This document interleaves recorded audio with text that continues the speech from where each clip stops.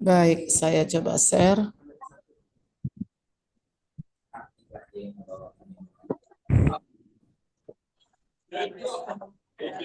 Baik, baik Bapak Ibu, kita masuk ke materi dan kita masih semangat sampai menjelang sholat zuhur nanti ya Bapak Ibu ya. Baik, baik. Apa tujuan yang akan kita harapkan tercapai pada 60 menit pertemuan ini?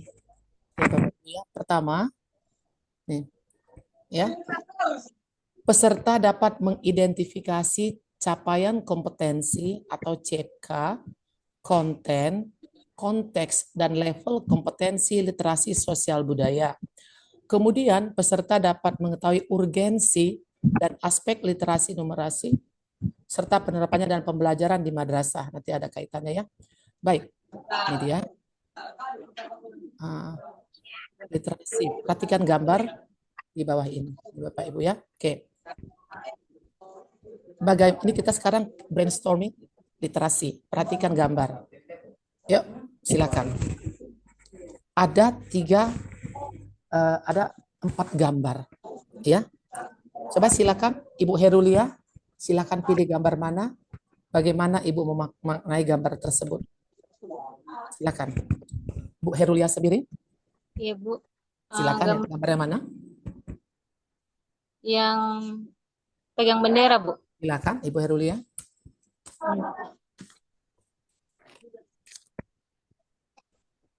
Gambar ini, Bu, yang berbagai suku itu, Bu.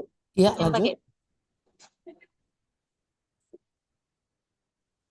Silakan, Ibu Herulia. Silakan.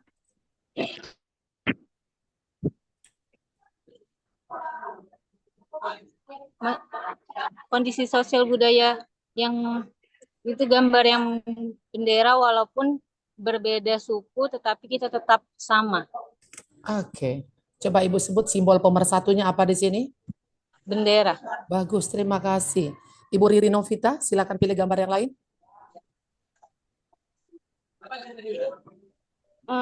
Saya milih gambar yang Garuda, Ibu.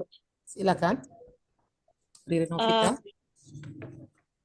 Saya pilih ini yang kayak seperti yang kayak Bendera Tunggal Ika, Ibu, bersatu-satu, tetap sampai juga seperti gambar megang kayak bendera juga. Iya, silakan. Pak Nazlah, Nazlah atau Nazlan ya, sorry. Nazlan, maaf, Pak Nazlan dari Raudatul Hasanah. Alumni Gontor nih kayaknya ya Pak ya. Biasanya Raudah itu alumni Gontor. Silakan Pak Nazlan. Tinggal 2 lagi Pak Nazlan.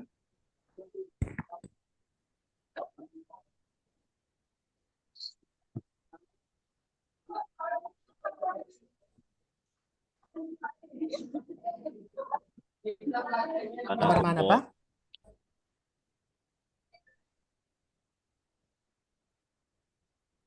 Silakan Pak Nazlan. Di samping tanda Garuda, Bu. Silakan Pak, ya. Iya.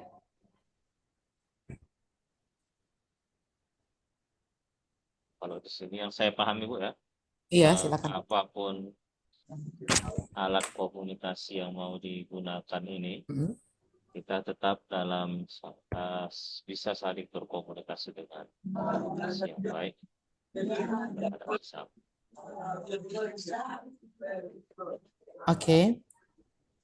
Oke, baik. Ibu Rinawati, silakan Bu, satu gambar lagi. Assalamualaikum. Nah, yang ini Waalaikumsalam. saya tersisa tinggal gambar tentang agama lah, Bu. Iya. Walaupun berbeda-beda agama, tapi kita masih bisa rukun di negara kita. Itulah, Bu. Oke. Baik. Nah, di sini ada beberapa gambar yang mewakili fenomena yang ada di masyarakat ya Pak Nazlan ya. Jadi di sini kalau kita ambil satu kata ya stressing pointnya ini ada pada kata persatuan. Ya, ada kata persatuan. Ya, berarti kalau kita bicara persatuan berarti bicara ada keanekaragaman ya.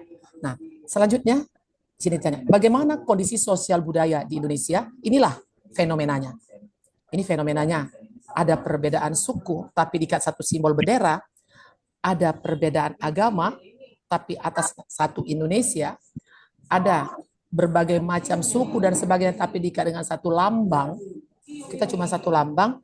Kemudian ini gambar bumi di tengah-tengah ini, ya, gambar bumi di tengah ini menyimbolkan apa? Ya, kita harus diikat oleh ini, gitu. Ya, bumi ini satu, berbagai fenomena apapun yang terjadi di sini, lihat ini ada digital, IT, ada sinyal dan sebagainya. Kita diikat oleh satu, ya. Jadi kita di sini menggambarkan keanekaragaman. Oke, mari kita lebih fokus lagi. Kondisi sosial budaya masyarakat Indonesia. Iya. Nah, bentar ya. Baik. Berdasarkan kondisi Indonesia yang beragam, maka Indonesia hendaknya menjadi negara yang bersatu, menginginkan perdamaian dan menjunjung tinggi persatuan dan kesatuan bangsa.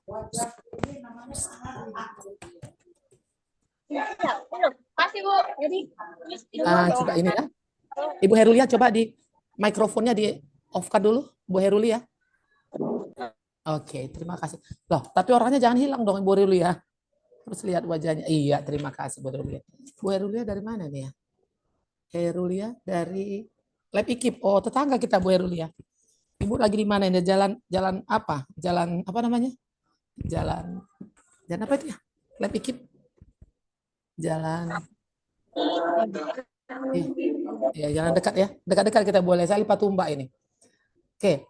Nah, tadi saya katakan ini konteksnya apa? Ada keanekaragaman, tapi diikat oleh persatuan. Nah, kondisi sosial budaya masyarakat Indonesia berdasarkan kondisi yang beragam, ya, maka Indonesia hendaknya menjadi negara yang bersatu, menginginkan perdamaian dan menjunjung tinggi persatuan dan kesatuan bangsa. Semalam ya Pak Nazlan atau yang Ibu belum masuk, Ibu Herulia, kita semalam membahas moderasi beragama, ya, toleransi dalam konteks moderasi beragama ada kaitannya. Nah kita lihat negara yang beragam, kita akui Indonesia sangat-sangat heterogen. Kemudian kita akui juga bahwa begitu banyak kearifan lokal di negara, di keanekaragaman itu banyak kearifan lokal.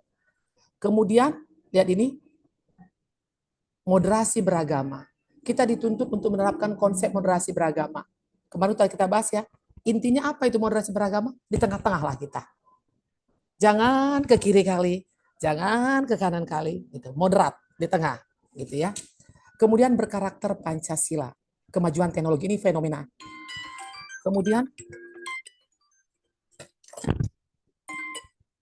Kemudian ya, latar belakang literasi sosial budaya itu apa?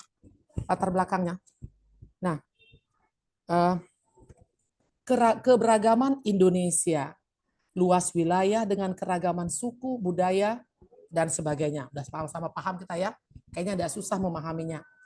Nah, di antara keberagaman itu, satu yang dituntut yaitu perlunya merawat keragaman Indonesia.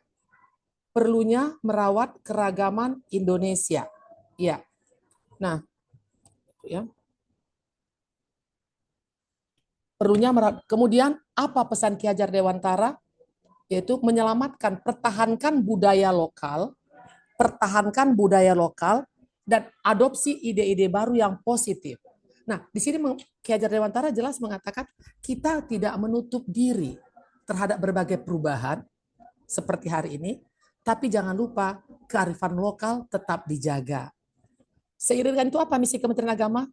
Meningkatnya kualitas kesalehan umat beragama dan perkuat moderasi beragama serta kerukunan umat beragama. Oke, kayaknya nggak susah memahaminya ya. Oke, selanjutnya apa urgensi literasi sosial budaya? Apa sih pentingnya ini? Kayak gitu ya Bapak Ibu ya. Nah, gini Bapak Ibu, ya, saya pindahkan dulu ke sini. Ya, tunggu ya, saya naik. Ya, kita sedikit memahami, kita sedikit flashback memahami AKMI. Ya, Pak Nazlan, kalau maaf saya bukan satu kata. Kemarin kita sudah materi kita kemarin itu ada tentang apa namanya? Coba saya cek itu ya materinya ya, yang sudah kita lalui kemarin. Iya, mana dia ini? Oke, ada beberapa materi yang sudah kita lalui, kita dapatkan Bapak Ibu, yaitu toleransi dengan saya kemarin, overview pelatihan, AKMI sebagai tes diagnosis madrasah, pemahaman hasil AKMI. Jadi ada 3 sesi, 3 materi yang mengantarkan Bapak Ibu untuk sampai nanti dalam penyusunan RTL, tindak lanjut ya, rencana tindak lanjut. Pertama, overview pelatihan. Kedua, AKMI sebagai tes diagnosis madrasah, siswa madrasah. Dan ketiga, pemaknaan hasil AKMI. Ya, itu diantarkan. Baru masuklah kita ke 4 macam literasi, sampai besok kita menyusun desain pembelajaran. Pak Nazlan, maaf, satu kata. Dari sekian materi yang tadi yang saya sampaikan 3 itu, Pak, pemaknaan, tes diagnosis, dan tadi overview pelatihan, apa sih stressing point dari kegiatan AKMI ini, Pak? Satu kata atau 2 kata boleh, Pak Nazir. Penekanan utama dari kegiatan kita ini apa sih? Gitu. Dari 3 materi tadi ya, Pak. AKMI sebagai overview pelatihan, AKMI sebagai tes diagnosis, dan pemaknaan hasil AKMI literasi keempatnya. Evaluasi hasil pembelajaran. Evaluasi, oke. Evaluasi hasil pembelajaran. Oke. Tindak lanjutnya, stressing point-nya adalah diapakan anak kita ini, Pak? Apa yang mau dieksekusi kepada anak-anak kita ini, Pak, dalam langkah selanjutnya di AKMI ini?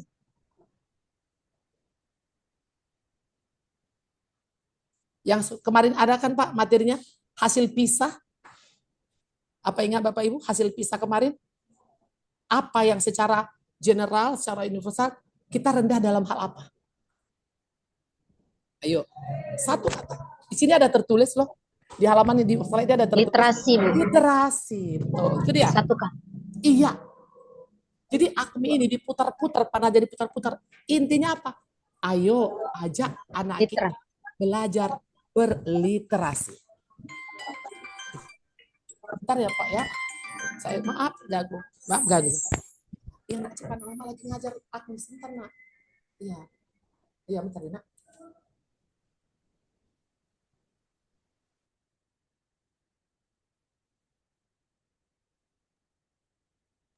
Maaf ya Bapak Ibu, saya sedikit anak saya baru melahirkan cucu baru pertama, jadi agak-agak terganggu, ya, agak bingung ya kan Pak, baru pertama. Biasanya Pak Najwa cucu pertama.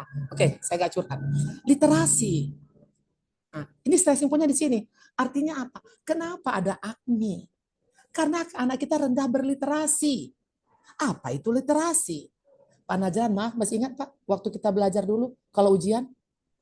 Maaf, saya guru PPKN ya. Yang semalam saya sampaikan Ibu Rina di kelas ini. Pancasila ditetapkan sebagai dasar negara pada tanggal A, B, C, D. Gitu nggak Ibu Siti Salmi kita kan dulu bikin soal ujian? Ah, gitu ya kan? Iya, Bu. Gitu. Poin aja dia. Udah poin aja, BTL, batak tembak langsung. Rupanya salah Pak Najla. Kan gitu Bu Herulia ya. Ini saya kasih contoh PPKN ya, maaf karena saya PPKN. Ya kan? Sidang BPUPKI pertama berlangsung pada tanggal. Nah, itu aja. Jadi anak benar bukan karena dia paham. Bisa saja dia tahu tapi nggak paham. Atau tahu benar tapi ibarat rasa. Sampai di situ aja. Nggak nyambung ke hati. Nggak nyambung ke otak. Mungkin sampai otak aja. Nggak ke hati nggak. Apa itu BPUPKI? Apa pentingnya Pancasila? Kalau nggak ada apa yang terjadi bagi negara, apa yang terjadi di situ? Nggak nyampe. Pintar si Anu. Nilainya tinggi Pak Najlan, tapi yang semalam ingat Ibu, kenapa anak-anak hari ini banyak berperilaku impulsif? Kan ada. Ya, kan ada impulsif. Dia nggak mikir, pokoknya aku tebas aja. Pokoknya aku bundir aja. Nggak mikir, kalau aku bunuh diri nanti apa yang terjadi? Kenapa? Karena anak tidak dibiasakan berliterasi. Loh, apa pentingnya? Kita lihat di sini. Jadi saya sedikit aja mengantarkan. Jadi kalau anak itu dibiasakan berliterasi, anak itu sudah terbiasa kita kondisikan untuk mengamati, melihat, mengamati. Oh, gini ya. Oh, gitu. Kalau gitu, datanya apa? Oh, datanya begini. Faktanya begini. Begini. Oh, kalau gitu saya ambil kesimpulan seperti ini. Jadi disuruh anak itu mengamati dulu Pak Najla. Data dipelajari dulu. Baru ambil keputusan. Nah, untuk sampai ke sana, maka di kelas atau di madrasah, ayo ajak anak kita berliterasi. Jadi kalau Bapak Ibu ikut madrasahnya literasi, kemarin ada kami ikut literasi validasi, coba Bapak Ibu intip soalnya itu. Soal ya maaf, instrumennya itu. Banyak kalimat Bu, anak-anak gini semua. Kan kemarin hari apa kami? Tanggal 30 September dan 1 Oktober. Kayak mana nak? Bu, panjang-panjang kali Bu. Pertanyaannya Bu. Payah kali Bu. Capek kali lah Bu, ngantuk lah. Tadi Bu Fitran mengatakan, anak hari ini mau berpikir instan. Ingat tadi kata Pak Ibu Fitrani? Sikit-sikit scroll. Malas berlama-lama. Ya kan? Jadi ada solusinya.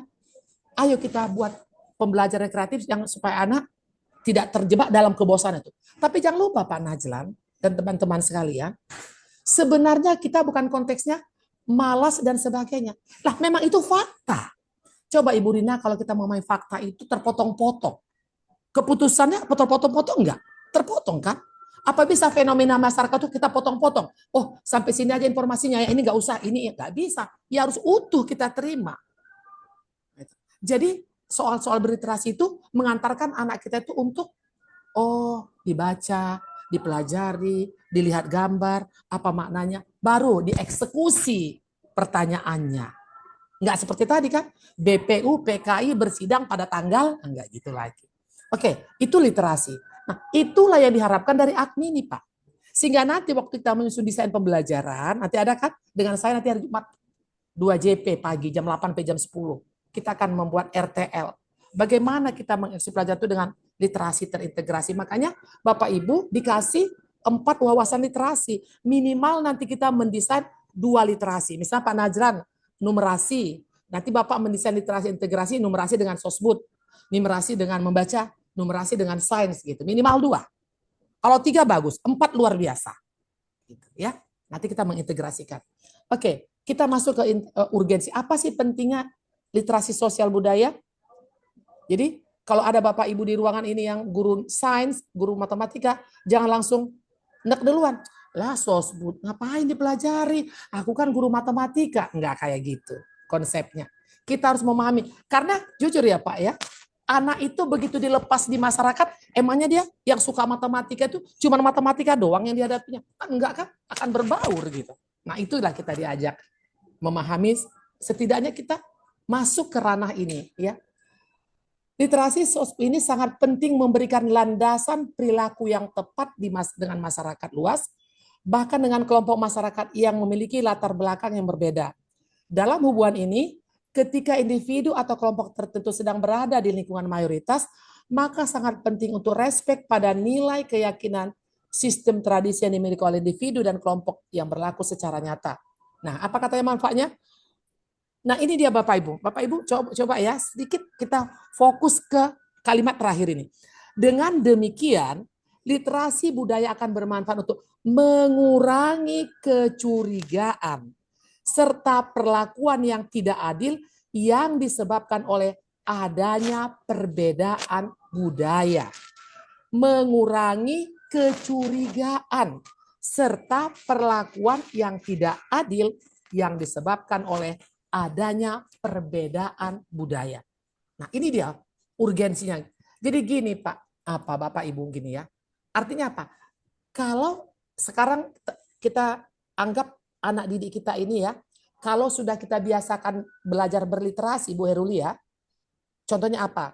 Misalnya kita waktu belajar di kelas itu memberikan wacana, gambar, seperti PPKN misalnya, kita bicara tawuran. Enggak kita bilang, tawuran itu kejam nak, membuat orang begini nak, begini nak. Nah, tapi coba tunjukkan gambar video tawuran. Suruh dia mengamatinya, dan sebagainya. Sampai ambil kesimpulan. Nah, kan itu nanti yang akan ditemukannya di masyarakat. Sehingga nanti yang kita harapkan pada saat dia berhadapan dengan fenomena itu, Bu Herulia, fenomena itu, dia bisa melihat, oh begini datanya, oh faktanya seperti ini, oh keadaannya seperti ini. Kalau gitu, saya harus mengambil kesimpulan seperti ini. Jadi kesimpulan atau keputusan atau kebijakan atau kesimpulan yang akan diambilnya didasarkan pada fakta, bukan asumsi, Pak Najla. Nah, itu bisa terbiasa kelak anak didik kita di masyarakat apabila kita sudah membiasakan itu di kelas. Nah, akhirnya nanti di masyarakat, jika sudah kita biasakan di kelas dia menghadapi berbagai fakta, mengenalkan berbagai fenomena, maka ini akan mengurangi kecurigaan. Jangan-jangan nggak gitu lagi. Nah, gini Pak, maaf ya, kita berhenti sebentar. Kedengaran suara azan Pak Najla? Ya. Oke. Dengar. Iya, dengar Pak? Belum ada Jan. Iya. Jadi gini Pak, Bapak Ibu, saya pakai analogi sederhana aja. Gini, ini analogi ibu-ibu ini Pak Najlan. Bapak-bapak nggak ikut. Ada seorang anak gadis Pak Najlan, ya Bu Birinawati ini konsumsi oma-oma ini. Tiap malam pulang jam 11 malam Bu Rina. Jam 12 malam. Anak gadis umur 21 tahun gitu. Apa kata ibu-ibu Bu Rina? Maaf ya Pak Najlan nggak berdosa di sini, kami yang berdosa ya. Jangan-jangan ya si A itu nggak beres kerjaannya itu. Ah ini oma-oma nih. Ya Bu Erulia saya satu. Masa lah anak gadis, ini udah kita sama-sama orang Medan nih. Masa lah anak gadis tiap malam pulang jam 11. Udah nggak betul itu. Agak lain ku tengok itu. Ah gitu ya kan. Karena indikatornya cuma satu Pak Najlan. Pulang malam. Cuma satu. Indikatornya cuma satu. Padahal ya, ada Ibu B. Ibu B bilang gini, maaf ibu-ibu, kita nggak boleh loh salah sangka. Coba kita lihat dulu si A itu. Bapaknya baru meninggal. Adiknya kecil-kecil ada 3 orang masih sekolah. Ibunya itu janda nggak punya pekerjaan. Jangan-jangan dia itu malam nambah kerjaan loh Bu untuk membantu keluarganya. Ada berapa fakta Pak Najlan? Ibunya janda, ayahnya baru meninggal, adiknya 3 mau sekolah. Kan itu fenomena kan Ibu Rina. Jadi bisa saja si A tadi itu kerjanya malam tuh cari tambahan. Mungkin apa kayak yang positif. Oh iya ya. Malah rupanya dia anak baik-baik karena kasihan sama ibunya. Nah, itu kan anak-anak kalau itu tadi si ibu mengatakan jangan-jangan nih ya nggak beres kerjanya. Itu si ibu nggak berliterasi. Orang yang berliterasi nggak cepat ambil kesimpulan berdasarkan asumsi, Bu Herulia. Tapi dia ambil kesimpulan berdasarkan fakta dan data. Apa datanya? 1, 2, 3, 4. Kesimpulan. Blab. Nah, gitu. Itu berarti apa? Kalau kita biasakan anak seperti itu, apa yang terjadi? Mengurangi kecurigaan dan perlakuan yang tidak adil. Nah, itu dia. Supaya anak terbiasa memahami fakta, data, maka di sekolah, di madrasah, kita eksekusi pembelajaran dengan strategi seperti itu. Kalaupun pada akhirnya seperti murid kami kemarin, waktu akmi validasi, gini semua Pak Najlan. Bu, panjang-panjang kali Bu. Bu, capek kali bacanya Bu. Kan saya ikutin ini di kelas. Mana nak? Kan 2 hari literasi, 2 hari ya Pak ya. 2 literasi per hari. Udah dibaca aja. Bu capek kali, Bu udah pening kali kepala kami Bu. Nah, udah nggak sanggup membaca panjang-panjang. Padahal itu harus. Nah, bisa saja mungkin dalam pembelajaran belum terbiasa. Nah, itu dia. Itulah urgensinya. Jadi dalam konteks literasi sosial budaya, membiasakan anak dengan literasi maka akan mengurangi kecurigaan. Contoh sederhana tadi sudah saya sampaikan. Gitu ya Bapak Ibu ya. Nah, kalau gitu apa sih literasi sosial budaya? Nanti boleh Bapak Ibu print ini ya. Saya print loh Bu. Karena udah tua ya, saya print ini semua ini. Saya print. Karena lebih enak nih dan tertulis Pak. Udah tua matanya agak repot ya. Literasi sosial budaya itu apa?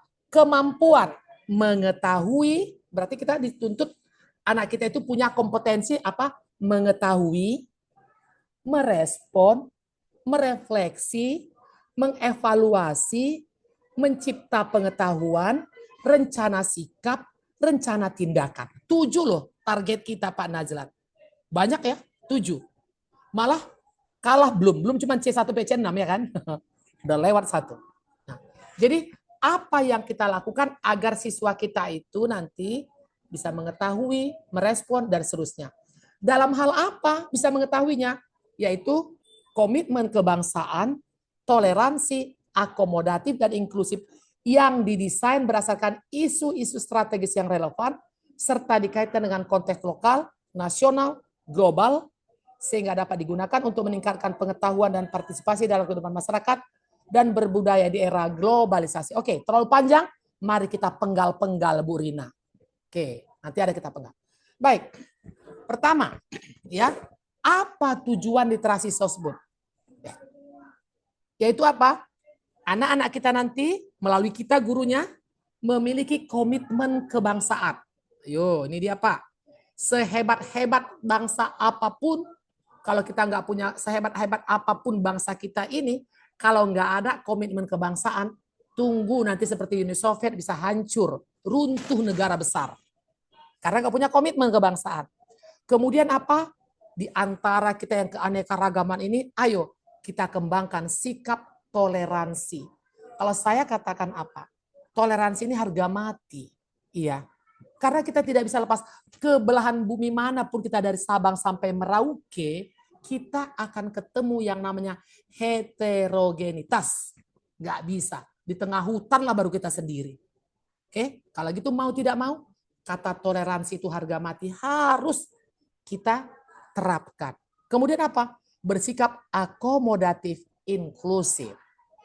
Artinya apa? Di antara perbedaan-perbedaan yang banyak itu, ayo kita terima, ayo kita olah, kita berdayakan perbedaan, kita hargai perbedaan itu. Oke, baik. Masuk kita ke konten dan subkonten, ya. Apa konten dari lead sosbud? Ada 3 Bu. Nanti di pretest post-test ada nanti ya. Pertama kontennya komitmen kebangsaan, kedua toleransi, ketiga akomodatif inklusif. Itu kontennya. Subkontennya apa? Nih, komitmen kebangsaan. Sebentar ya Bu ya, ajan ya Pak Najlan. Kita off sebentar aja sampai nunggu ajan. Kita nanti agak terlambat sholat zuhur ya Pak ya, jam 1 ya. Oke. Betul aja di musola kita di Patumba.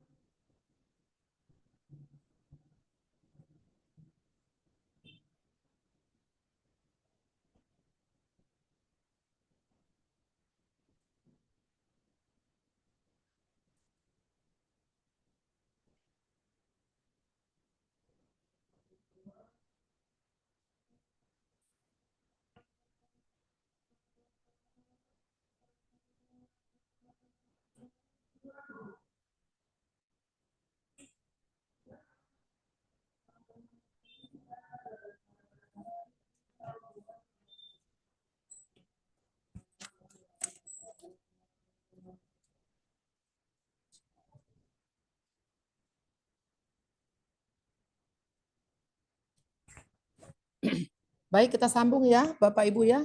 Kita sambung sampai ada sekitar 30 menit lagi. Nah, ini kontennya ada 3, subkontennya masing-masing ini.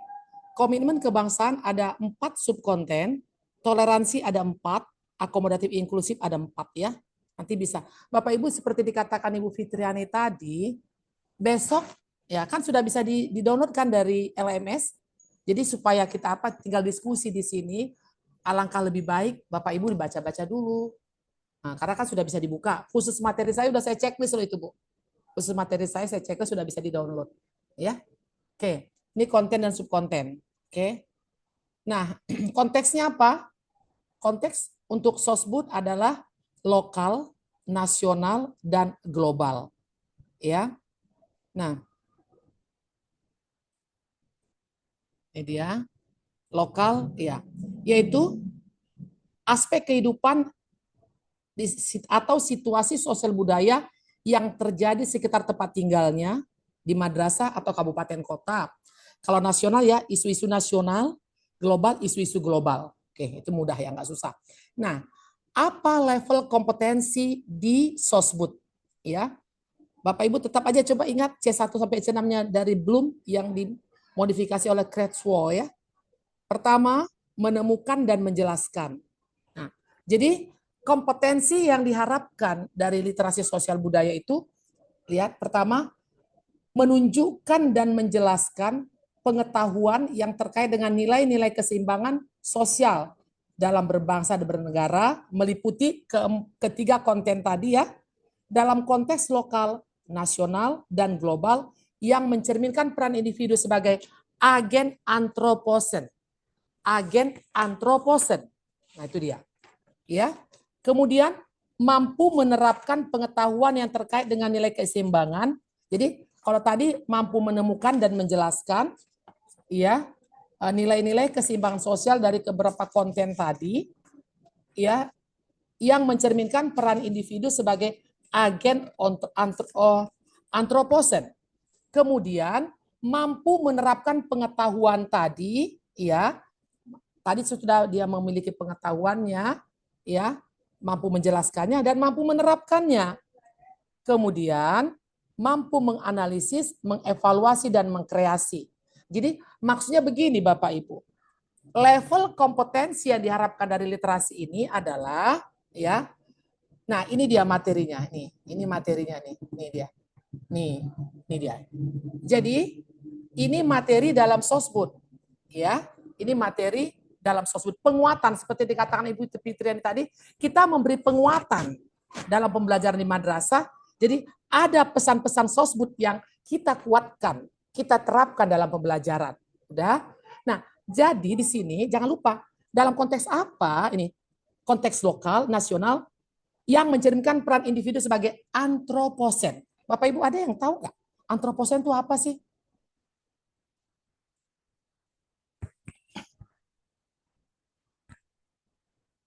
Ya, Pak Najlan pernah dengar antroposen, Pak?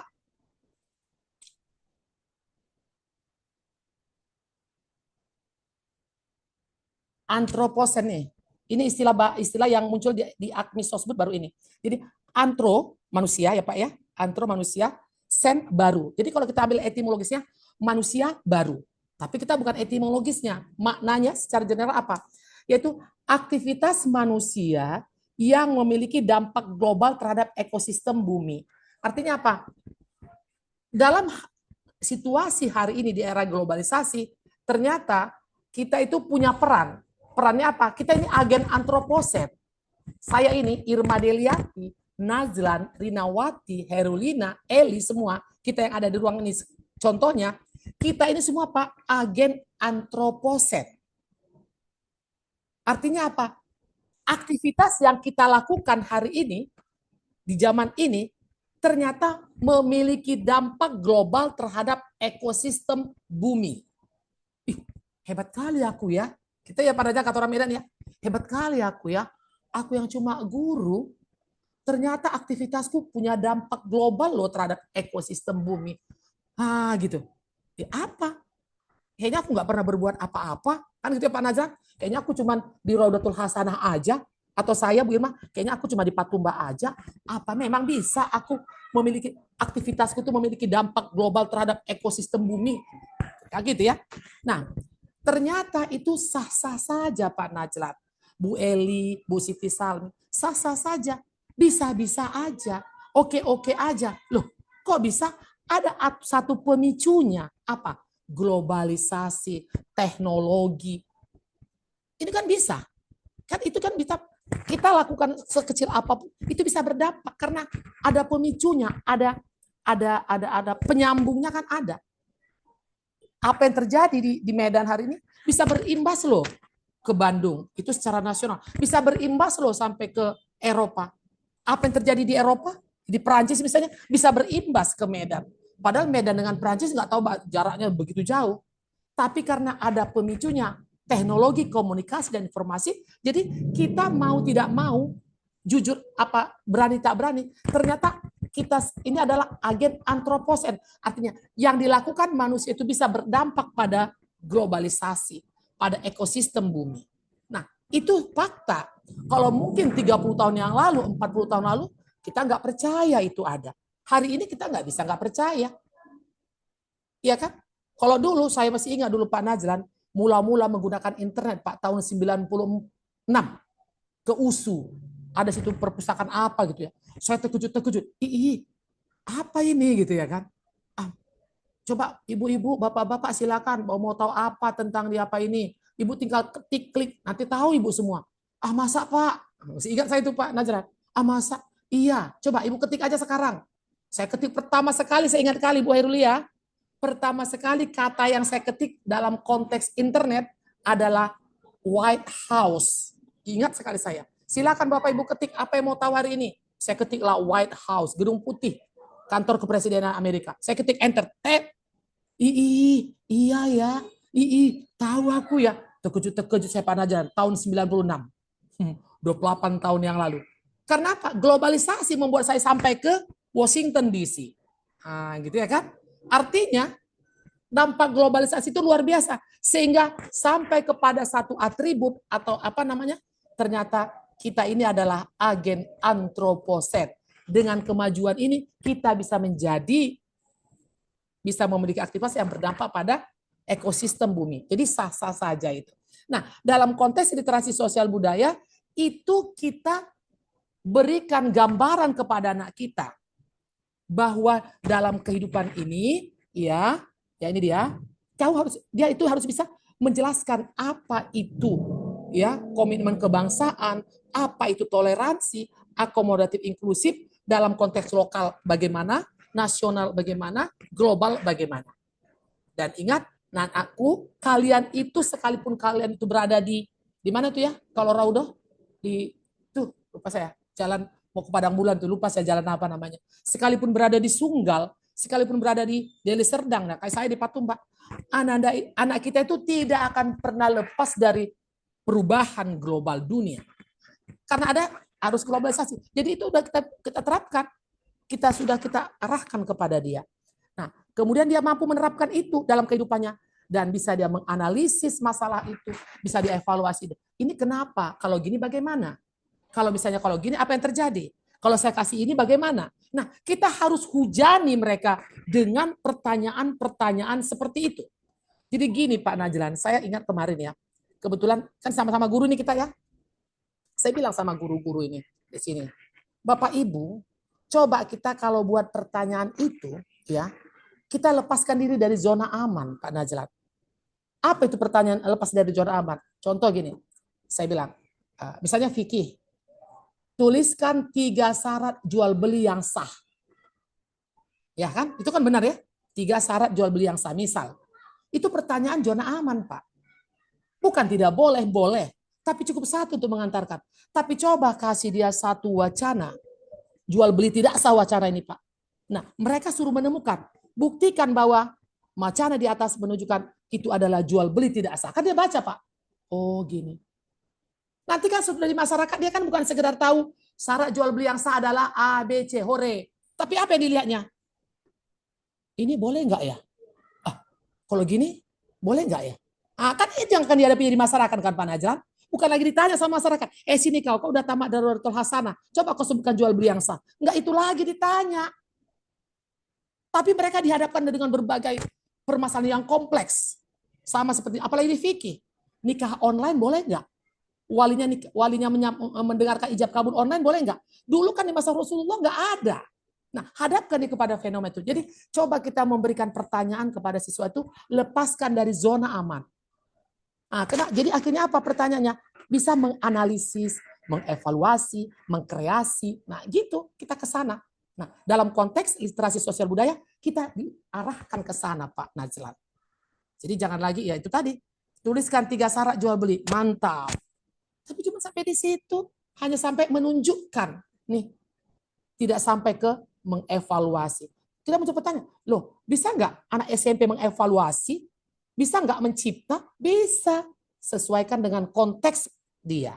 Jangan pula bayangkan mencipta robot. Ya ini nggak mungkin. Itu kan ada fisika. Nah, gitu ya kan robot yang bergerak sendiri. Robot yang bisa ajan. Itu nggak level anak SD lagi misalnya. Oke, apa CK? Kemarin Bapak Ibu sudah belajar CK? Ibu Herulia, Ibu Siti Salmi? CK sudah? Belum? Ayo Bu, coba dikasih masukan. Masih sepintas Bu, masih sepintas dia. Oke, bagus. Bukan nggak detail kayak gini tayangannya. Iya, bagus. Oke, ini CK-nya khusus CK-nya Sosbud. Oke, sebelum itu saya tanya, kemarin ada tingkat kemahiran Bapak Ibu?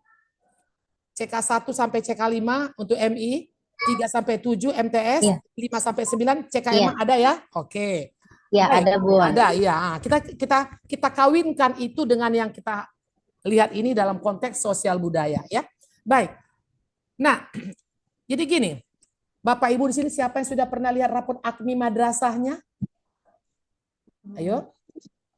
Semalam kan ada kan pemaknaan hasil AKMI? Ayo, Bapak Ibu kita sudah mulai mengerucut nih. Ada yang sudah pernah lihat raport AKMI madrasahnya Ibu Rina? Tadi dikasih pun di-share pun Bu. Oh iya. Kalau di madrasah Ibu ada yang sudah dapat Pak Imadus Siddiqi Al-Amin. Udah pernah lihat raport madrasahnya Bu, Pak? Belum. Belum ya? Udah Pak? Pak Imad? Saya panggil Pak Imad aja ya. Pak Imad dari madrasah mana ini? Pak Imad dari Rodo. Oh ya, Rodo. Pak Imad ada pernah raport madrasahnya Pak Imad?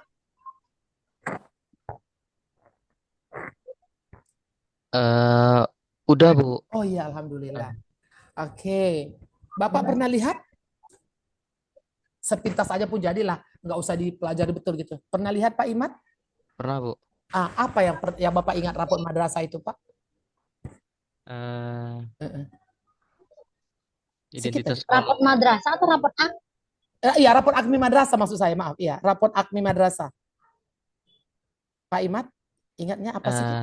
sekilas identitas sekolah, kemudian Oke. seperti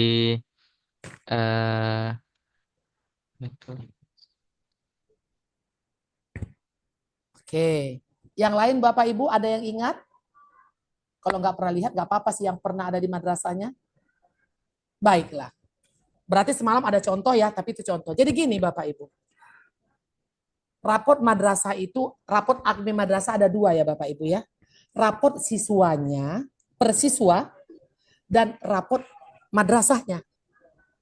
Gitu ya. Nah, raport per siswa dan raport madrasah. Ini AKMI ya, khusus AKMI. Nah, nanti atau raport AKMI itu akan ada ini 5 level. Nah, ini udah dibahas ya Bapak Ibu ya. Level paling bawah perlu pendampingan. Ada ya? Di atasnya dasar, cakap, terampil, perlu ruang kreasi. Nah, gitu ya. Nah, jadi kalau raport per siswa Pak Najlan, misalnya setelah ikut dikerjakan instrumen AKMI-nya ya Pak ya, Pak Najlan, misalnya di Madrasah Alia Bapak. Nama anak Bapak misalnya si Agus Salim ya Pak ya, misalnya Agus Salim. Nanti Agus Salim itu akan keluar rapornya Pak. Misalnya literasi numerasinya dasar. Literasi sainsnya cakap. Literasi bahasanya cakap. Literasi sosial budayanya cakap. Ada gitu nanti, Pak. Jadi per orang, per anak itu nanti akan ada hasil di level mana dia per literasi. Gitu ya Pak ya? Ada dibahas itu kan? Nah, kemudian nanti ada rapor madrasah. Secara umum, madrasah A, literasi sosbudnya cakap. Literasi sainsnya dasar. Literasi numerasinya dasar. Literasi membacanya terampil. Itu secara umum. Jadi raport akmi madrasah itu ada per siswa dan ada per madrasah. Oke? Nah, terkait dengan itu ya, masing-masing level tadi itu kita masukkan, kita kasih simbol CK, capaian kompetensi. Ya, karena kita semuanya adalah guru madrasah aliyah, maka CK madrasah aliyah itu adalah paling rendah. Coba Bapak Ibu kita ulang sedikit. Level paling bawah apa Bu? Perlu pendampingan. Ya kan Bu ya? Pendampingan. Oke. Itu CK berapa Bu kalau di aliyah? CK 5. Bagus, CK 5. Good. Kalau kami sanawiyah itu CK 3 ya. Oke. Kalau di ibtidaiyah CK 1. Oke, kita khusus aliyah. Oke. Kalau dasar CK berapa? CK 6. Cakap CK 7. Terampil Cakap CK 7. Oke, terampil CK Terampil 8. CK 8. Perlu ruang kreasi CK 9. Oke ya? Iya. 9. Oke. Sekarang kita fokus CK 5, 6, 7, 8, 9. Levelnya perlu pendampingan, dasar cakap, terampil, perlu ruang kreasi. Oke. Sekarang mari kita kaitkan makna itu. Bu, coba ya yang apa dimitkan dulu mikrofonnya ya Bu ya. Oke. Baik, sekarang ini ya. Sekarang mari kita masuk ke ranah sosbud. Bagaimana kita memaknai CK tersebut? Bentar ya.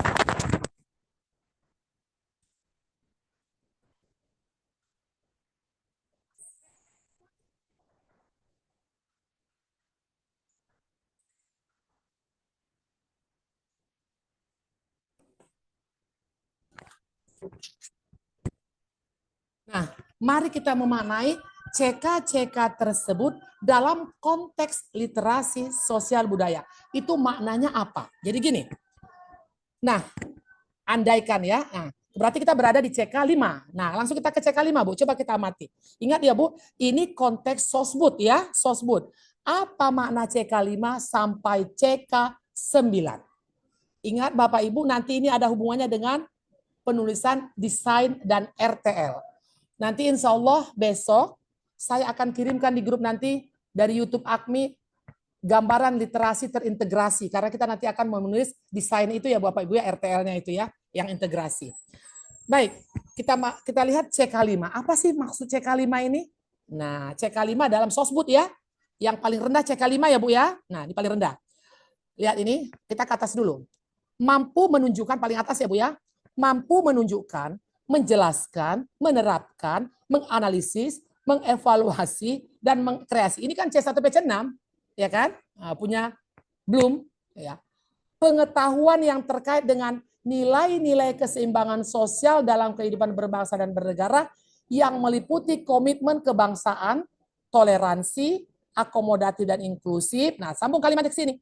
Nah, kita kata-kata yang di atas ini kita sambung ke CK5 dengan dua problematika pada konteks lokal dan nasional yang mencerminkan peran individu sebagai agen antroposen. Nah, ini dia.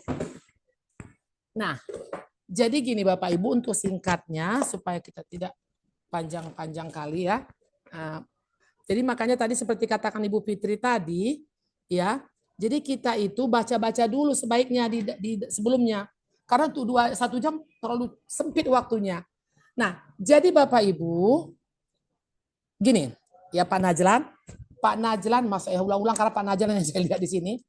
Pak Najlan itu dari Raudhah. Nah, sama dengan apa tadi ya, dengan Bapak yang satu lagi ya, Bapak Imad. Jadi gini, misalnya gini Pak Najlan, Pak Imad dari Raudhah. Keluar raport AKMI-nya ya Pak ya. Keluar raport AKMI. Ini Pak ya. Nah, muncul di situ tertulis di awal literasi sosbud raport madrasah nih ya Pak ya, raport madrasahnya ya, raport madrasah. Literasi sosbudnya berada pada level terampil. CK berapa Bu? Literasi TK sosbudnya 8, Bu. TK 8. TK 8. Bagus. Nah, oke. Berarti apa itu? Berarti rata-rata anak murid atau peserta didik dari Madrasah Aliyah Raudatul Hasanah sewaktu mereka mengerjakan instrumen AKMI, ya, waktu menjawab soal-soal instrumen AKMI, setelah mereka selesai dapat hasil, ternyata rata-rata kemampuan anak MA Raudatul Hasanah di sosbud adalah di CK8. Apa itu? Anak-anak Raudatul Hasanah itu sudah mampu menunjukkan, menjelaskan, menerapkan, menganalisis, mengevaluasi, mengkreasi pengetahuan yang terkait dengan nilai keseimbangan yang meliputi komitmen kebangsaan, toleransi, akomodatif dan inklusi dengan dua problematika yang konteks lokal, nasional, dan global yang mencerminkan peran individu sebagai agen antroposen. Itulah Pak rekomendasinya. Jadi begini, mungkin ada di antara kita pernah ikut ya Bapak Ibu, saya sedikit berikan dulu alurnya ya Bu ya di AKMI. Di AKMI itu ada Bu Pak penulisan instrumen. Sebelum kita hari ini duduk di sini, sebelum jauh hari bulan-bulan sebelumnya, udah ada perekrutan perekrutan penulisan instrumen AKMI Bu Pak. Ada penulis instrumen, ada penulis modul, baru ada rencana tindak lanjut. Rencana tindak lanjut itulah seperti kami hari ini. Nah, jadi pertama ada penulis instrumen. Penulis instrumen itu ada penulis instrumen sosbud, membaca, sains, dan numerasi. Nah, mereka itu digembleng, benar-benar digembleng. Saya lihat ada teman saya ikut itu, berulang-ulang sampai menghasilkan satu instrumen yang valid. Kalau dikatakan instrumen yang valid berarti instrumen itu sudah mewakili apa yang sebenarnya harus terwakili. Artinya kalau anak itu merah, memang merah lah hasilnya dari instrumen yang dijawabnya. Nah, jadi boleh dikatakan instrumen AKMI tadi sudah valid. Nah, begitu siswa kita mengerjakan instrumen, di enternya, dapatlah hasilnya. Itulah dia aslinya. Jadi, kalau misalnya Raudoh itu di sosbud masuk dapat di CK terampil, berarti anak Raudoh sosbud rata-rata sudah mampu di sini Pak. Sudah mampu seperti yang saya bacakan tadi. Kalau Mas Islamiyah Sunggal setelah dikerjakan anak-anaknya instrumen AKMI, begitu keluar raport madrasah, rata-rata anak Sunggal misalnya kemampuan sosbudnya ada pada level cakap. Berarti CK berapa kalau cakap? CK berapa kalau cakap Bapak Ibu? CK 7. Iya. Misalnya 7. Kemudian kalau misalnya, maaf ini saya hanya contoh ya Bapak Ibu ya. Di Kelumpang, ini Ibu Pak Indra Majid nggak ada orang, saya cari yang ada orangnya aja lah. Man 1 Medan misalnya, setelah dikerjakan instrumen AKMI, keluar raport madrasah, rata-rata hasil raport madrasah untuk sosbud anak Man 1 berada pada level dasar. Berarti CK berapa? CK 6. Nah, gitu. Nah, jadi gitu. Jadi itu dulu kita pahami. Nah, jadi apa makna CK itu di sosbud? Inilah dia. Yang membedakannya ini Bapak Ibu. Ayo kita. Kalau narasi mampu menjelaskan, menunjukkan, menerapkan ini semua sama. Yang membedakan adalah nih kita. Kalau di CK5 itu dia 2 problematika. Konteksnya hanya lokal dan nasional. Kalau di CK6 3 problematika. Konteksnya masih lokal dan nasional. Kalau di CK7 1 problematika, enggak 2, enggak 3, enggak 4, 1, tapi konteksnya lokal, nasional, global. Kalau di CK8 2 problematika, konteksnya lokal, nasional, global. Nah, paling tinggi CK9 problematikanya 3, konteksnya 3, lokal, nasional, global. Itu yang membedakan. Itu secara redaksinya dulu Bapak Ibu. Nah, jadi secara umum narasinya sama, kompetensinya sama semua. Dari mulai CK5 sampai CK9 sama. Yang membedakan adalah pengayaannya, yaitu jumlah problematikanya dan konteksnya. Jumlah problematikanya dan konteksnya. Jadi seperti itu. Nah, mari kita pahami ini maksudnya apa, Pak Najlan? Apa maksudnya Ibu Riri? Nah, Ibu Riri atau teman-teman yang ada di sini, nanti waktu mengeksekusi RTL, desain pembelajaran, kan kita akan literasi integrasi nih. Atau nanti setelah kita berada di madrasah, ini kan tindak lanjut, berarti Bapak Ibu setelah dilatih, ayo kita kumpul teman-teman. Kita arahkan lagi untuk mengeksekusi strategi pembelajarannya seperti itu. Jadi gini, kita ambil level paling bawah untuk Alia, CK5. Jadi nanti narasi yang Ibu Latifah Hanum tawarkan dalam pembelajaran, narasinya Bu, stimulusnya ya Bu ya, stimulusnya nanti, Ibu masukkan ada 2 problem di wacana itu. Ada 2 masalah. Masalahnya di mana? Masalah di sekitar kota Medan karena dia kan lokal. Ya, masalah di sekitar kota Medan. Berarti apa misalnya permasalahan kota Medan? Sering banjir. Misal. Nah, lokal sekeliling kita dari Serdang masih masuk ya. Kemudian nasional. Jadi Ibu Latifah Hanum waktu kalau misalnya madrasah Ibu berada pada CK5 ya Bu ya, misalnya CK5, maka Ibu Latifah Hanum dengan teman-teman waktu membuat wacana, apakah dia stimulusnya gambar atau apalah nanti menjadi stimulus, maka Ibu masukkan di situ ada 2 masalah. Yang terkait dengan apa masalahnya Bapak Ibu? Yang terkait dengan apa? Komitmen kebangsaan, toleransi, akomodatif, inklusif. Yang mana itu? Ini lagi kita balik. Ini dia. Ini dia. Ini dia. Inilah dia. Tentang kearifan lokal misalnya. Apa kearifan lokal di Medan? Ya. Tentang suku, budaya, toleransi, apa. Nah, Ibu masukkan, Bapak Ibu masukkan permasalahan atau problem, 2 problem. Dalam konteks lokal. Apa saja problem yang mau kita tawarkan ke anak-anak, yang mau kita tunjukkan ke mereka, kita tinggal pilih. Kalau dari toleransi kita mau menunjukkan apa? Masalah agama di kota Medan misalnya. Masalah sosial budaya, misalnya gender misalnya. Kita tinggal meramu ini. Tapi ingat, 2 problem Bu. Karena kita pada CK5, 2 problem. Baru problem di mana Bu Irma? Problem di sekitar kota Medan. Dari Serdang, apa itu, Tebing, Binjai, Tanah Karo, kan sekitaran kita nih. 2 problem. Dan satu lagi konteks nasional, 2 problem. Nah, kemudian sampaikan kepada anak-anak, kita mau apakan itu permasalahan itu? Dianalisis, nah ini dia. Mau kita analisis, mau kita evaluasi, mau kita apakan. Ini kompetensinya. Nah ini dia. Nah, misalnya Ibu Herulia Sembiring. Ibu Herulia Sembiring itu dari MTE, dari Mas Lab Ikip. Nah ini tetangga kita Ibu Herulia. Setelah dibaca raport AKMI-nya, Lab Ikip Al-Wasliyah, literasi sosial budayanya, berada pada CK cakap. Berarti level mana?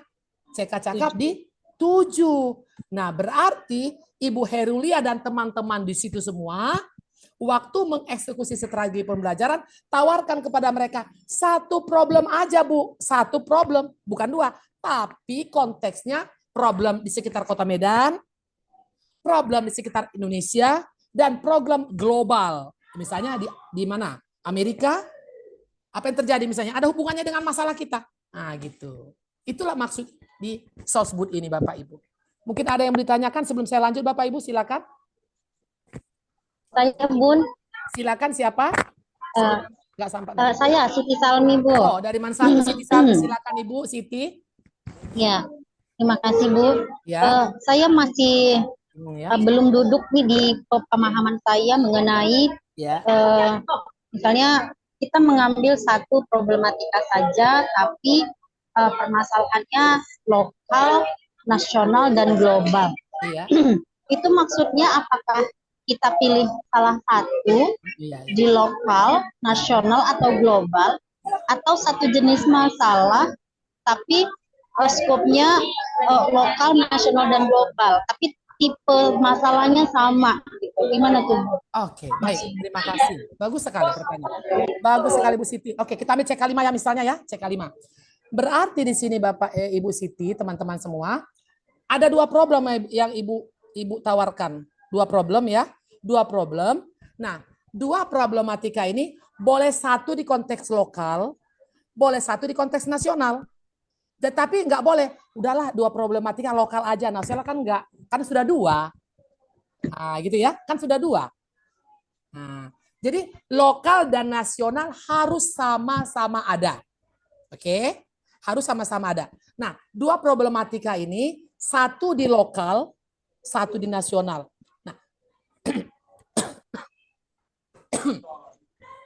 Nah, jadi boleh Ibu pilih dua di lokal boleh, dua di nasional boleh.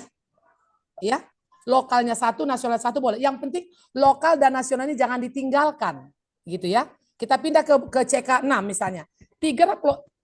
Tiga problematika. Dua di lokal, satu di nasional boleh. Dua di nasional, satu di lokal boleh. Nah, gitu. Yang penting konteksnya itu jangan ada yang ditinggalkan. Alah repot kali cari-cari internasional, global. Udahlah yang penting tiga di lokal aja. Nah, gitu nggak bisa. Ya Pak Imat ya. Gitu. Oke Bu Siti. Yang kalau yang di C7 misalnya gimana tuh berarti Bun? CK7. Mana CK? Oh, iya. Yang CK7 yang satu CK7, problematika. iya. Satu problematika, satu di lokal, satu di nasional, satu di global, gitu. Tapi jangan lupa, tapi jangan lupa ya Bu ya, bukan hanya sekedar lokal, nasional, global, bukan hanya itu. Jangan lupa kita pada CK7 itu terampil. Nah, kita sudah pada level terampil. Kalau level terampil, nah ini dia, ada pesannya di sini. Menunjukkan level tinggi, perlu pendampingan dan memberi kesempatan untuk peningkatan penguasaan konsep serta mengembangkan inovasi. Nah, ada inovasi sesuai dengan pesan di level itu. Jadi inovasi dalam hal apa? Dalam konteks yang problem yang Ibu tawarkan di situ. Jadi kalau kita hanya sekedar, maaf ya, mungkin Bapak Ibu nggak berpikir, tapi saya jaga wanti-wanti nih. Kalau sekedar kita membahas hanya jumlah problemnya, konteksnya, sepertinya tidak ada perbedaan. Kan gitu ya. Sepertinya sekedar jumlah problem kok, sekedar lokal konteks nasional. Ternyata bukan. Kita kembali ke ini, ke pemaknaan hasil AKMI Bapak Ibu mungkin bisa lihat. Kalau di terampil itu sudah ada kata inovasi. Dia berinovasi. Bagaimana dia mampu mengembangkan inovasi secara mandiri dalam membahas isu-isu problem tadi. Gitu loh. Gitu. Jadi harus ada konsistensi antara, nah ini coba Bapak Ibu lihat ini. Coba lihat ini dulu yang di atas ini. Kira-kira kalau dia CK7 itu di kompetensi mana Bapak Ibu? Apakah menunjukkan kalau CK7? Ayo. Pak Imat, kalau CK7 kira-kira kompetensi mana yang mau kita eksekusi? Yang lain, Bapak Ibu? Halo? Mengevaluasi. Iya, benar. Kalau sudah CK7 Pak Imat, teman-teman sekalian, jangan lagi kompetensinya menunjukkan, nggak cocok. Karena udah terampil loh. Jangan lagi menjelaskan. Tapi sudah kemana minimal menganalisis, mengevaluasi, mengkreasi. Itu kompetensinya. Tapi kalau misalnya CK5, nah CK5 kan paling bawah nih. Bisalah menjelaskan gitu ya, menunjukkan satu aja. Udah CK7 jangan lagi. Level kognitif belumnya pun sudah semakin tinggi loh. Karena apa pesannya di sini itu di materi pemaknaan ya, jangan lupa hasil diagnosis. Dia itu sudah apa nih saya bacakan ya, kalau terampil ya Bapak Ibu saya bacakan ya. Menunjukkan level tinggi. Ayo kita lihat level tinggi ya. Kita sama-sama lihat dulu CK7. Di sini ya, satu problem konteks lokal, nasional dan global. Tapi pesannya apa? Siswa itu sudah mampu menunjukkan level tinggi. Level tinggi perlu pendampingan dan memberi kesempatan untuk peningkatan penguasaan konsep serta mengembangkan inovasi secara mandiri atas pengetahuan yang dipelajarinya. Berarti ya kita sekarang berandai-andai nih. Man 1 literasi saya sebutnya CK7. CK terampil, CK8. Berarti eksekusi pembelajaran sosbud di MAN 1 dengan CK8 itu maka apa? Bapak, Ibu, dan teman-teman sekalian, tawarkan dua problem. Tawarkan dua problem di lokal, di nasional, di global. Oke, boleh dua-dua, satu-satu. Memang ada ambigu juga sini, bisa dua, bisa satu. Tapi kalau mau dua-dua ya, dua lokal, dua nasional, dua global ya. Tapi tinggal atur aja lah gitu ya. Yang penting ada lokal, nasional, global. Ya, minimal dua ya. Nah, dalam hal apa, Ibu? Dalam hal yang komitmen kebangsaan, toleransi, akomodatif, silakan pilih. Tawarkan problem, dua di lokal, dua di nasional, dua di global, atau kita atur. Nah, tapi ingat, dia sudah CK8 terampil. Dalam kompetensi apa yang mau kita harapkan?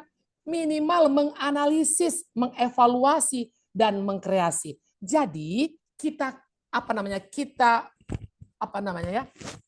olah pembelajaran kita itu, wacana kita itu, stimulus kita itu, gambarnya, infografisnya yang menawarkan dua problem ini.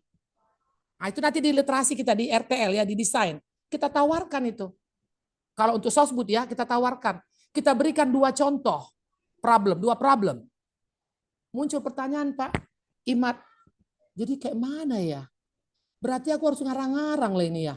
Dua problem di Kota Medan masalah toleransi.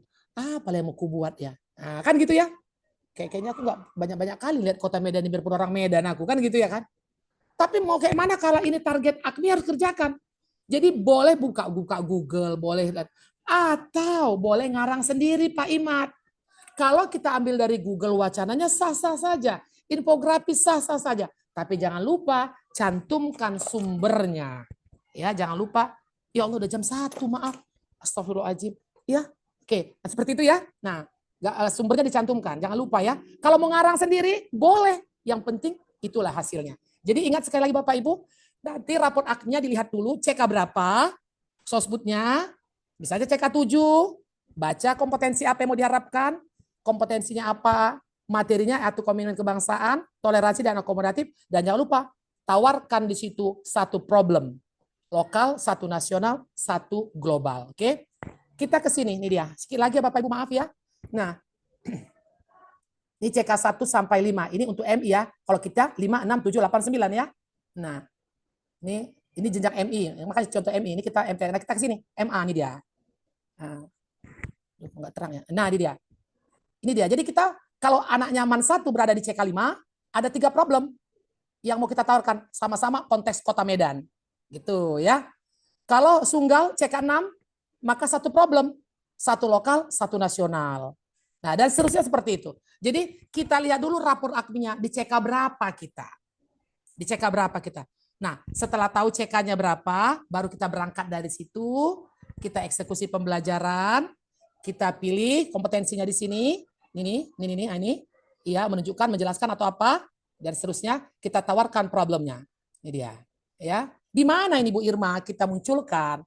Pertama, di kegiatan inti. Di mananya? Di literasi. Dalam bentuk apa itu? Stimulus. Apa contoh stimulusnya?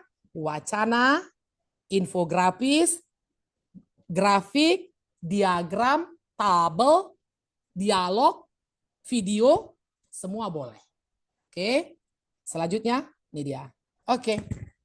Coba kita sedikit aja untuk apa? Untuk coba bisa Ibu?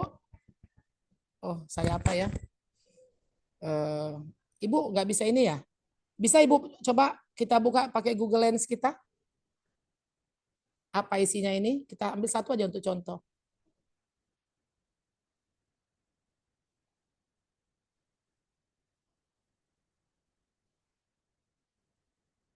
Bisa Ibu apa?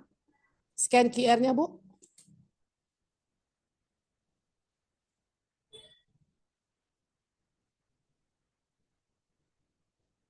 Coba di scan QR-nya.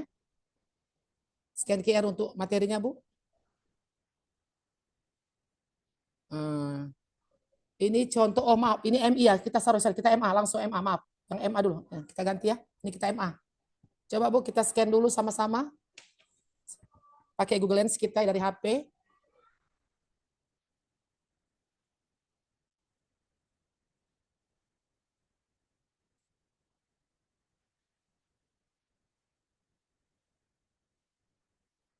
Ya, sebentar aja kita singgung ya, Bu. Kita diskusi sedikit, nggak usah kita di breakout room ya. Nah, di sini ada materi diskusi MA, tradisi pundan beli ritualisasi alam dan pesan dakwah Sunan Kudus. Nah, ini boleh nanti Ibu baca, ya. Nah, coba bacalah teks dalam barcode, kemudian analisislah konten, konteks, dan problematika yang ada pada teks. Oke, Bapak Ibu. Nah, yang ini nanti saya kasih tabel ya, Bapak Ibu ya.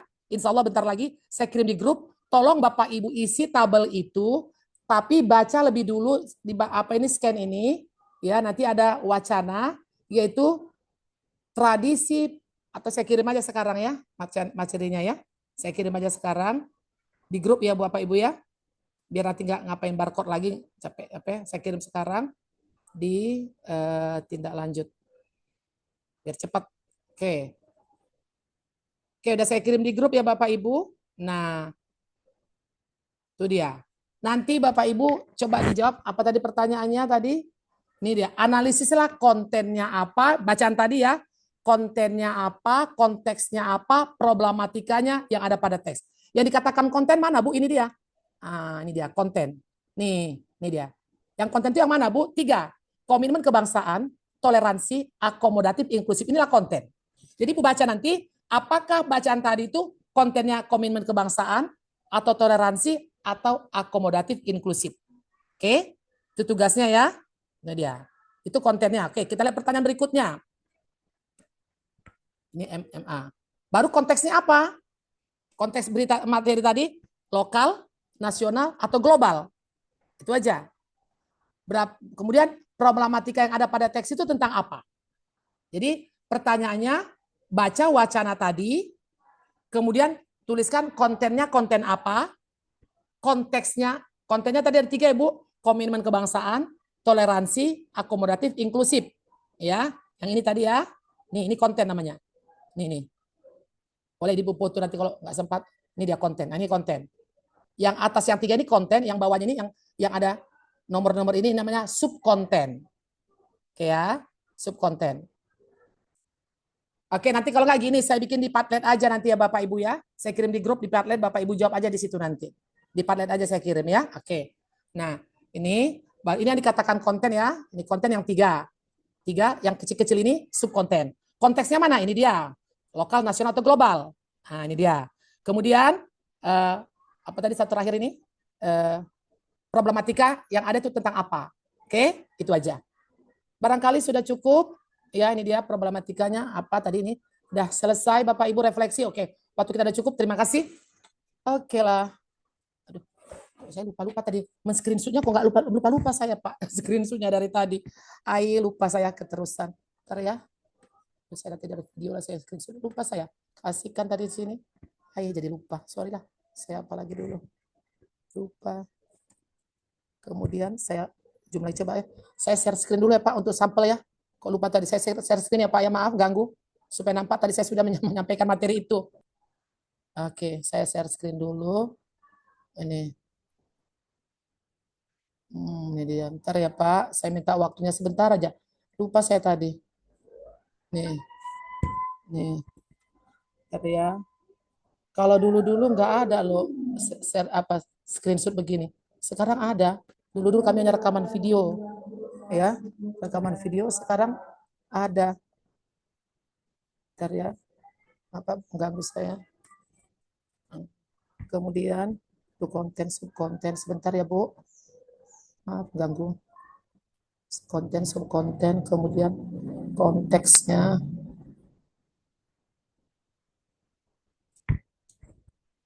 Oke. Ini konteksnya.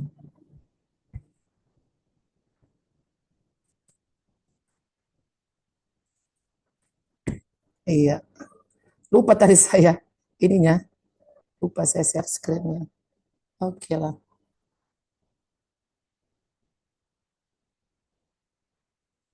Iya. Baiklah Bapak Ibu, eh, cukup ya pertemuan kita hari ini. Kita ketemu lagi nanti hari Kamis, ya hari Kamis di jam keberapa itu ya? Jam 1-2, jam 8 sampai jam 10 saya nanti. Ya Bapak Ibu ya, jam 8 jam 10. Jadi saya minta Bapak Ibu cobalah agak-agak proaktif sedikit ya Bapak Ibu ya. Ini kita kayak ini kurang. Alhamdulillah hari ini ya. Tadi Bu Fitriani saya lihat itu menggebu-gebu menyampaikannya. Saya salut dengan Bu Fitriani itu. Saya juga nggak kenal dengan beliau, tapi dia lihatnya usianya masih sangat muda ya. Udah jago seperti itu Bu Fitriani, luar biasa. Oke lah. Baik, terima kasih Bapak Ibu. Habisnya saya langsung bikin Padlet, saya kirim di grup. Tolong diisi ya untuk refleksi kita tadi masalah konten subkonten tadi. Karena nggak sempat lagi ada waktu. Baik, terima kasih Bapak Ibu. Sampai di sini pertemuan kita. Saya berharap hari Kamis pagi jam 8 sampai jam 10 dengan saya sendiri, nanti Jumat pagi jam 8 sampai jam 9. Kita bertemu. Mudah-mudahan kita tetap dalam keadaan sehat, semangat untuk berbagi dalam kegiatan ini. Sampai jumpa Bapak Ibu. Assalamualaikum warahmatullahi wabarakatuh. Waalaikumsalam warahmatullahi wabarakatuh. Terima kasih Bu Irma. Sama-sama Bapak Ibu. Oke.